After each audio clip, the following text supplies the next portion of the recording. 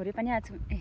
ल साथीहरू, आज हामी यस के रे यो के डाँडा रे यो घुरे पनि भन्नु न पत्याउनुहुन्छ।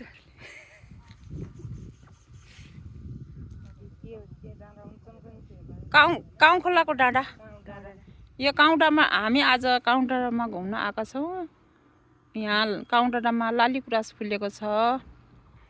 यो काउँ डाँडा चाहिँ यहीँ पोखराको फुलबारीको माथि डाँडामा पर्छ।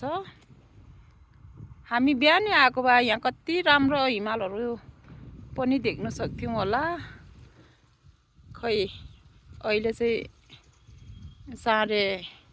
11:30 भइसकेको छ, हिमाल देख्न सकेका छैनौँ। अलि 1 हप्ता पहिले आएको भए यहाँ सबै बुट्टाहरूले फुल लालीगुराँस फुलेर झललै बनाएको थियो होला। तर 1 हप्ता ढिलो भयो हामी, त्यसले गर्दाखेरि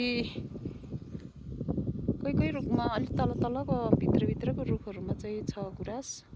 यो बाहिर घाम पर्नेमा चाहिँ फुलि नसकेको कि के हो, फुलि नसकेको होला है। त्यही हो कि फुलिसकेको हो यिनीहरू। यो भर्खर उस गर्नु लाग्छ। अलि कोही फुलिसकेर झरेछ, कोही भर्खर फुल्यो। यता चाहिँ सिक्लेस जाने बाटो रहेछ कि के हो, मलाई नि खासै राम्रो थाहा छैन। भिडियो पनि राम्रोसँग बनाउन आउँदैन। यता कागको कि गिद्धहरू हो यिनीहरू, गिद्ध नै होला है। यता कतै गाईहरू मरेको छ कि किन गिद्ध घुमेको छ। यो चाहिँ नयाँ एयरपोर्ट, पोखराको नयाँ एयरपोर्ट। अनि उताको चाहिँ पुरानो एयरपोर्ट। त्यसै गरेर यहाँ पनि यो के हो, यो फुलको नाम, फुल फुल्नु लाग्छ झललै कस्तो राम्रोसँग। अनि यहाँ दुर्गा आमाको मन्दिर पनि छ। अहिले चाहिँ राम्रो बनाउनु भएको रहेछ दुर्गा आमा, सफा पनि छ दुर्गा आमाको मन्दिर। हामीले दुर्गा आमालाई सही तरिकाले मान्न जानेका छैन,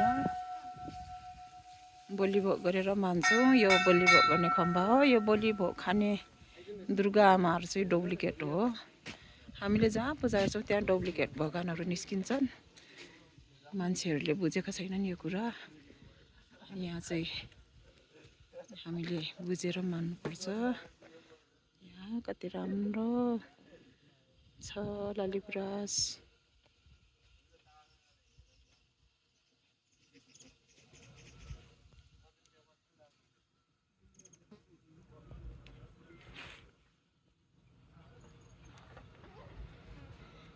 ल छामाहरू खुसी लाग्यो?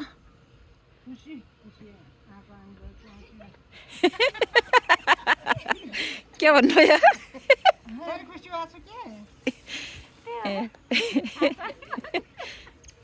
आँसु आछ रे।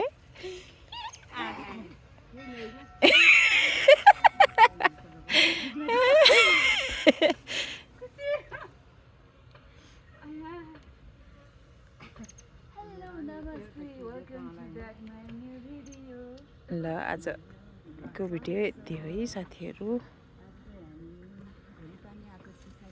थ्याङ्क यू जसले भिडियो हेर्नुहुन्छ सबैलाई धन्यवाद छ।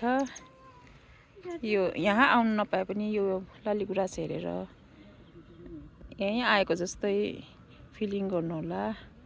यहाँ दुर्गा आमाको आशीर्वाद पनि पाइन्छ। ल बाई बाई।